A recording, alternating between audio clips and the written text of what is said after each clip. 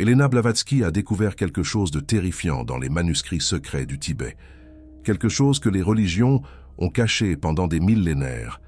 Certaines âmes ne peuvent pas partir, pas parce qu'elles ne le veulent pas parce qu'elles ne sont pas prêtes, mais parce que quelque chose les retient, des chaînes invisibles, des liens énergétiques qu'elles ne voient même pas.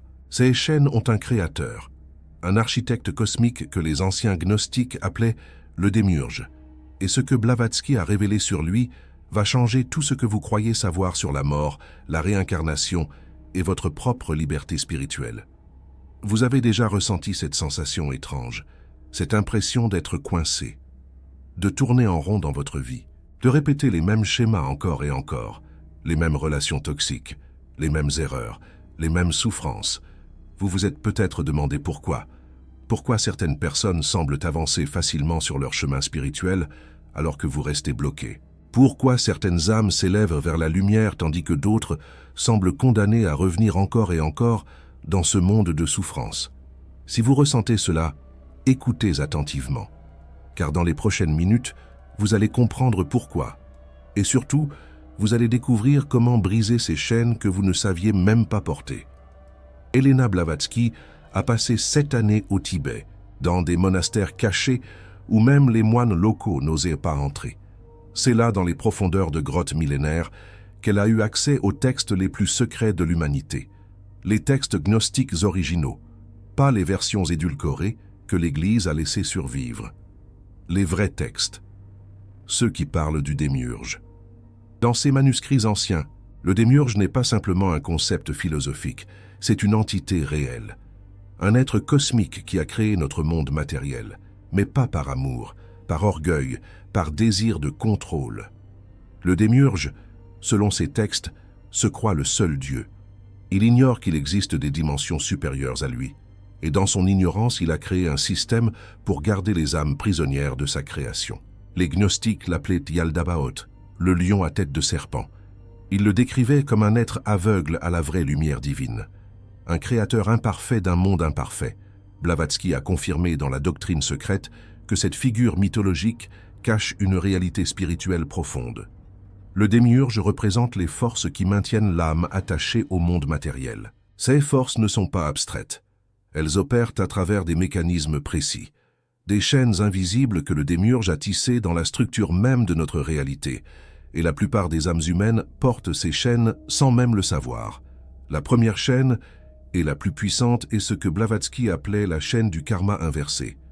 Normalement, le karma devrait nous aider à évoluer. Chaque action entraîne une conséquence qui nous enseigne quelque chose. Mais le démiurge a corrompu ce système. Il a créé un karma qui ne libère pas, un karma qui enchaîne. Voici comment cela fonctionne. Quand vous mourrez, votre âme passe par ce que les anciens appelaient le tribunal des archontes. Les archontes sont les serviteurs du démiurge. Ils examinent votre vie. Ils trouvent chaque erreur, chaque péché, chaque moment de faiblesse, et ils vous convainquent que vous devez revenir, que vous n'êtes pas prêt, que vous devez payer encore et encore pour des fautes que parfois vous n'avez même pas commises. Ce n'est pas de la justice divine, c'est un piège. Tu te souviens quand j'ai mentionné que certaines âmes tournent en rond? C'est exactement ce mécanisme. Les archontes créent des cycles karmiques artificiels.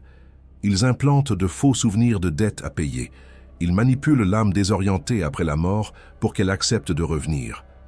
Blavatsky a écrit que des millions d'âmes sont ainsi piégées dans un cycle de réincarnation qui ne sert pas leur évolution, mais qui nourrit le système du démiurge. Car chaque fois qu'une âme revient, elle génère de l'énergie émotionnelle, de la souffrance, de la peur, du désespoir. Et cette énergie, les archontes s'en nourrissent. La deuxième chaîne est ce que les textes gnostiques appellent la chaîne de l'oubli. Quand vous vous réincarnez, vous oubliez tout. Vos vies passées, vos leçons apprises, vos pouvoirs spirituels. Cet oubli n'est pas naturel, il est imposé.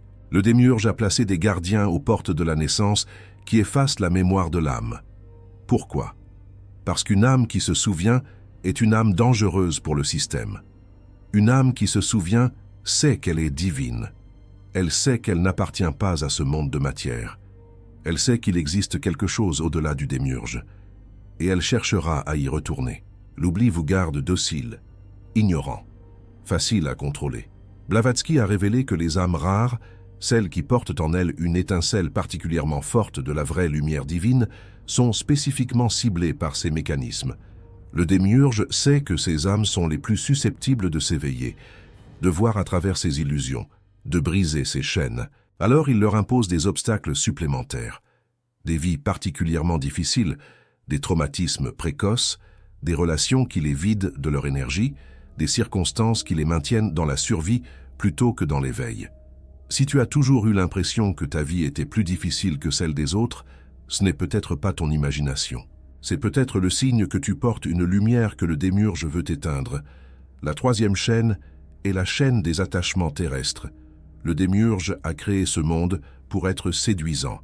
Les plaisirs de la chair, les possessions matérielles, le pouvoir sur les autres, la reconnaissance sociale. Toutes ces choses créent des attachements. Et chaque attachement est un lien qui vous retient ici.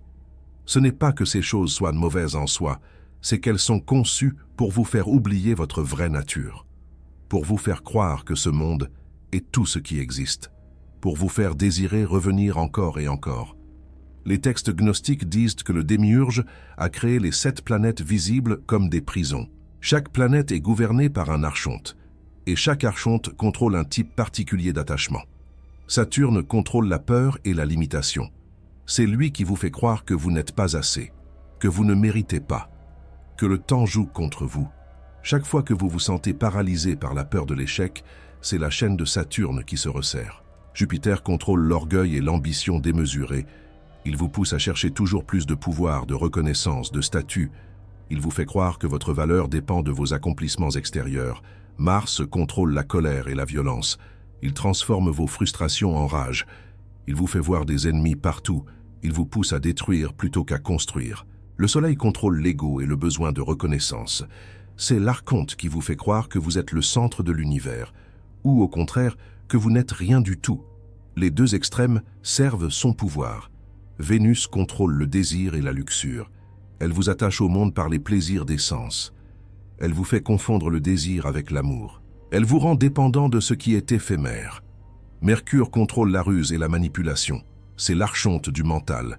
Il vous fait suranalyser tout.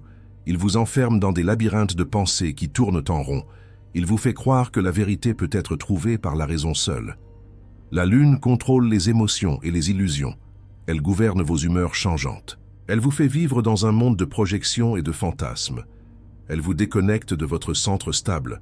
Chaque nuit, quand vous dormez, ces 7 archontes travaillent sur votre âme. Ils renforcent leur chaîne. Ils implantent des pensées. Ils manipulent vos rêves. C'est pourquoi tant de personnes se réveillent plus fatiguées qu'avant de dormir. Mais voici ce que Blavatsky a découvert de plus troublant. Le démiurge n'a pas créé ces chaînes seul. Il a eu de l'aide. Des âmes humaines, corrompues par le pouvoir, se sont alliées à lui à travers les âges. Les prêtres des religions dévoyées qui enseignent la soumission aveugle plutôt que l'éveil. Les gouvernants qui maintiennent les masses dans l'ignorance et la peur. Les maîtres de la magie noire qui utilisent les énergies des archontes pour leur profit personnel. Ces alliés humains du démiurge ont tissé des chaînes supplémentaires, des systèmes sociaux qui vous gardent occupés à survivre plutôt qu'à vous éveiller. Des croyances limitantes transmises de génération en génération. Des rituels inconscients qui renforcent le pouvoir des archontes. Tu te souviens quand j'ai parlé du karma inversé? Il y a une raison pour laquelle je reviens sur ce point. C'est la chaîne la plus difficile à briser, parce qu'elle utilise votre propre sens moral contre vous. Vous croyez que vous méritez de souffrir. Vous croyez que vous devez payer pour vos erreurs. Vous acceptez la punition comme juste. Mais les maîtres que Blavatsky a rencontrés au Tibet lui ont révélé la vérité. Le vrai karma divin n'est pas punitif. Il est éducatif. Une fois qu'une leçon est comprise, la dette est effacée. Le karma des archontes, lui, ne s'efface jamais. Il se multiplie. Il crée des dettes impossibles à rembourser. Des cycles de souffrance sans fin. C'est un système conçu non pas pour vous libérer, mais pour vous garder prisonnier à jamais. Comment reconnaître si vous portez ces chaînes invisibles? Les signes sont nombreux et Blavatsky les a documentés avec précision. Vous ressentez une fatigue chronique qui ne s'explique pas par des causes physiques. Vous avez l'impression que quelque chose vous tire vers le bas, même dans vos moments de joie. Vous répétez les mêmes erreurs, malgré votre volonté consciente de changer. Vous attirez toujours le même type de personnes toxiques dans votre vie. Vous avez des peurs irrationnelles qui semblent venir de nulle part.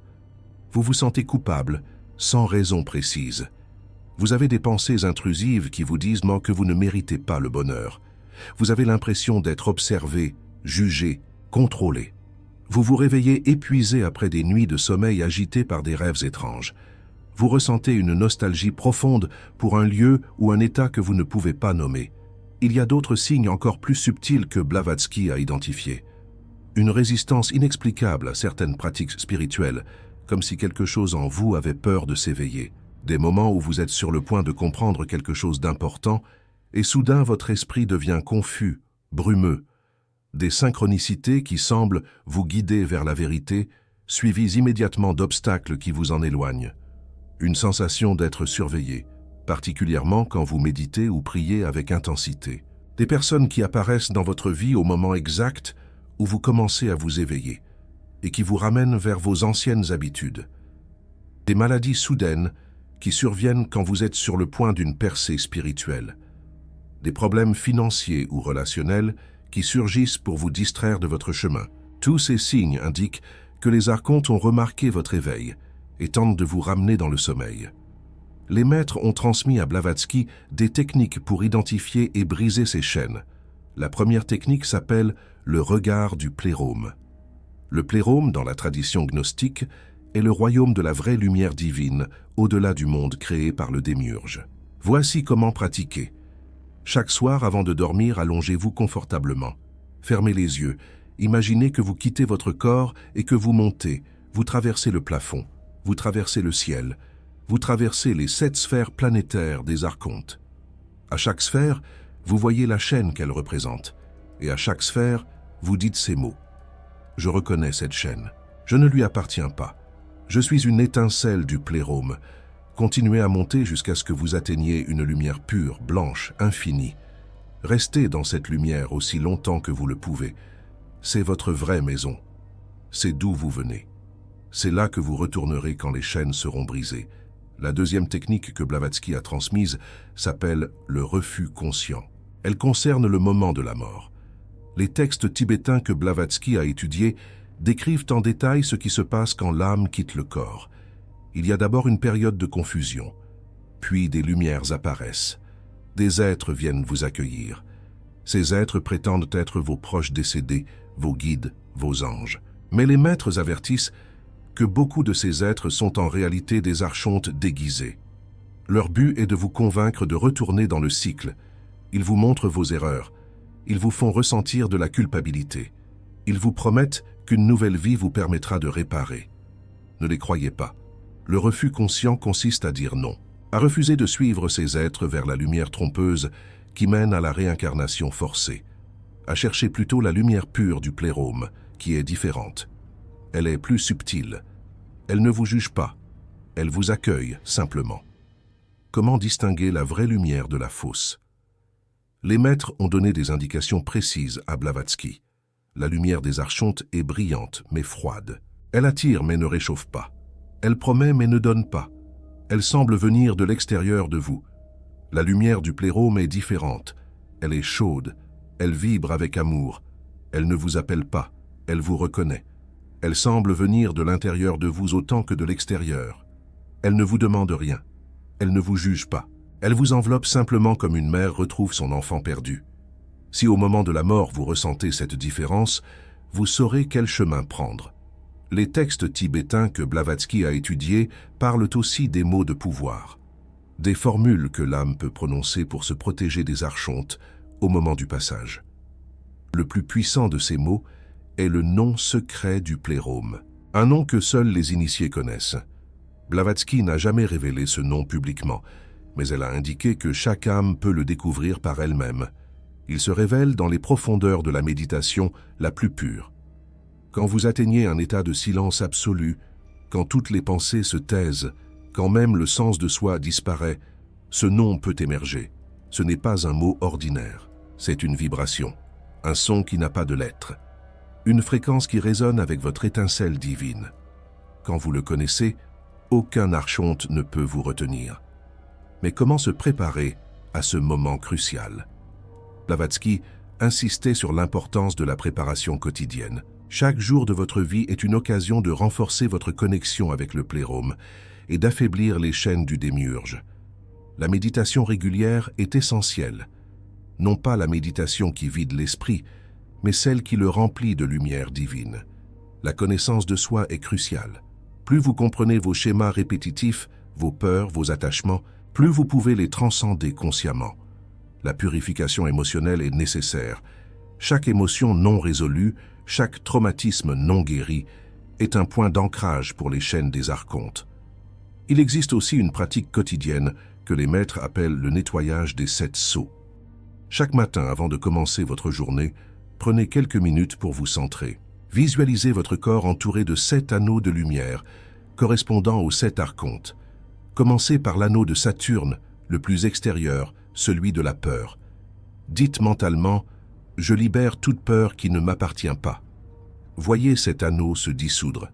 Passez à Jupiter, l'anneau de l'orgueil. Je libère tout orgueil qui me sépare de ma vraie nature. Continuez avec Mars, la colère. Le Soleil, l'ego.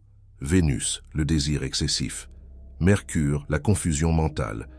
Et enfin la Lune, les illusions émotionnelles. À chaque anneau dissous, vous vous sentez plus léger, plus libre, plus proche de votre essence véritable. Cette pratique, répétée chaque jour, affaiblit progressivement l'emprise des archontes sur votre âme. Il y a une troisième technique que les maîtres considéraient comme la plus puissante. Elle s'appelle l'éveil de l'étincelle. Dans chaque âme humaine, selon les gnostiques, il y a une parcelle de la vraie lumière divine. Cette étincelle est ce que le démiurge craint le plus, car elle ne lui appartient pas. Elle vient d'au-delà de sa création, et elle peut, si elle est suffisamment éveillée, dissoudre toutes ses chaînes. Voici comment éveiller cette étincelle. Trouvez un moment de solitude absolue, de préférence la nuit, quand le voile entre les mondes est plus fin. Asseyez-vous en silence. Placez votre attention au centre de votre poitrine, là où les anciens situaient le siège de l'âme. Respirez lentement. À chaque inspiration, imaginez que vous attirez la lumière du plérôme vers ce point. À chaque expiration, imaginez que cette lumière se répand dans tout votre être. Continuez jusqu'à ce que vous ressentiez une chaleur, une vibration, une présence. C'est votre étincelle divine qui s'éveille. Plus vous pratiquez, plus elle devient forte. Plus elle devient forte, plus les chaînes des archontes s'affaiblissent. Si tu sens que ces révélations résonnent au plus profond de toi, le YouTube a prévu quelque chose de spécial. Ce petit cœur doré en dessous, le Super Thanks, représente ce que Blavatsky appelait la chaîne dorée. Contrairement aux chaînes noires du démiurge qui emprisonne, la chaîne dorée libère. Elle connecte les âmes éveillées entre elles. Elle crée un réseau de lumière qui affaiblit le pouvoir des archontes. Quand une âme en reconnaît une autre à travers ce geste, quelque chose de magique se produit. Une brèche s'ouvre dans le système du démiurge. Une étincelle de plus s'éveille. Le montant n'a aucune importance.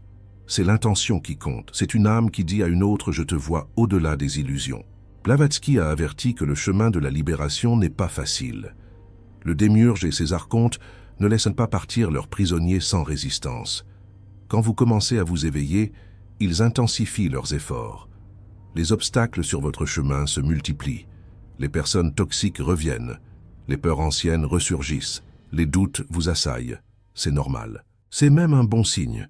Cela signifie que vous menacez leur contrôle, que vos chaînes commencent à se fissurer. Ne vous découragez pas. Chaque épreuve est une occasion de renforcer votre lumière.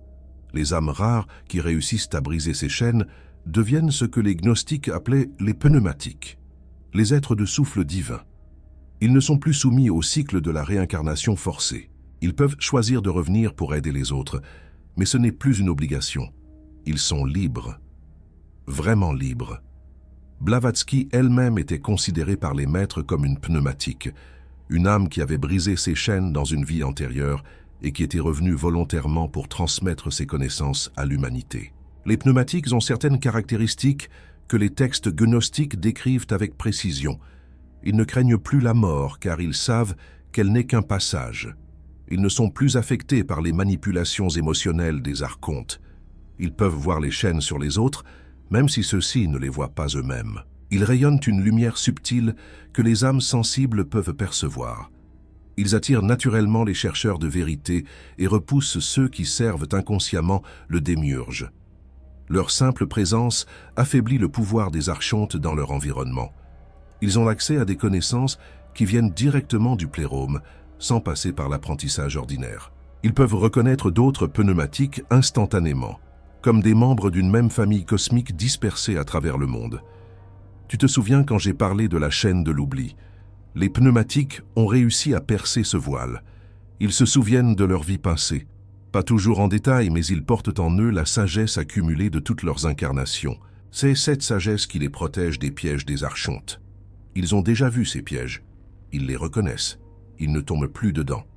Et cette capacité peut être développée par n'importe quelle âme rare qui s'engage sincèrement sur le chemin de la libération. Il y a un dernier secret que je dois partager avec toi. Le démiurge, malgré tout son pouvoir, a une faiblesse. Il ne peut pas enchaîner une âme qui ne consent pas. Ces chaînes fonctionnent par la tromperie, pas par la force brute.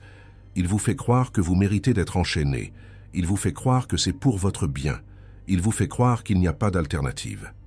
Mais le moment où vous réalisez la vérité, le moment où vous dites non, je ne consens pas à ces chaînes, son pouvoir sur vous commence à s'effondrer. La connaissance est la première clé de la libération. Et maintenant, tu as cette connaissance. Les maîtres continuent de veiller depuis leur retraite cachée dans les montagnes du Tibet, dans les profondeurs de l'Himalaya, dans des lieux que les cartes ne montrent pas. Ils envoient des messages à travers les âges, des textes comme ceux de Blavatsky, des révélations comme celles que tu entends maintenant, des synchronicités qui te guident vers la vérité, des rencontres qui changent ta vie, des rêves qui portent des enseignements. Ils travaillent inlassablement pour affaiblir le pouvoir du démiurge et libérer les âmes qui sont prêtes. Mais ils ne peuvent pas briser tes chaînes à ta place. Le libre arbitre est sacré, même pour eux, peut-être surtout pour eux, car ils savent que la liberté imposée n'est pas la vraie liberté. Tu dois choisir, tu dois vouloir, tu dois agir, mais ils peuvent t'éclairer, te montrer le chemin, te rappeler qui tu es vraiment. Une étincelle du plérôme. Un être de lumière temporairement piégé dans un monde d'ombre, mais pas pour toujours, jamais pour toujours. Blavatsky a dit quelque chose dans ces derniers jours qui résume tout cet enseignement. Elle a dit que le plus grand secret de l'univers est aussi le plus simple. Vous êtes déjà libre. Les chaînes n'existent que parce que vous croyez en elles. Le démiurge n'a de pouvoir que celui que vous lui donnez. Au moment où vous réalisez vraiment, profondément, jusqu'au cœur de votre être, que vous êtes une étincelle du plérôme, les chaînes se dissolvent comme des ombres devant le soleil. C'est pourquoi la connaissance est si importante. C'est pourquoi ces révélations sont si précieuses. Chaque vérité que tu intègres est un maillon de chaîne qui se brise. Chaque illusion que tu dissipes est un pas vers la liberté. Si tu as écouté jusqu'ici, ton âme t'a guidé vers ces révélations. Elle savait que tu avais besoin de comprendre pourquoi tu te sentais piégé. Maintenant, j'ai une question pour toi. Une question que seules les âmes prêtes à se libérer peuvent vraiment entendre. Quelle chaîne sens-tu sur toi en ce moment? Est-ce la culpabilité, la peur, l'attachement, les schémas répétitifs? Écris-le dans les commentaires. Nomme tes chaînes. Car nommer une chaîne est le premier pas pour la briser. Et ici, dans cet espace, tu n'es pas seul. D'autres âmes rares comme toi cherchent aussi la liberté. Ensemble, nous pouvons affaiblir le pouvoir du démiurge. Ensemble, nous pouvons briser les chaînes invisibles. Ensemble, nous pouvons retourner au plérôme. Notre vraie maison nous attend. Elle nous a toujours attendus.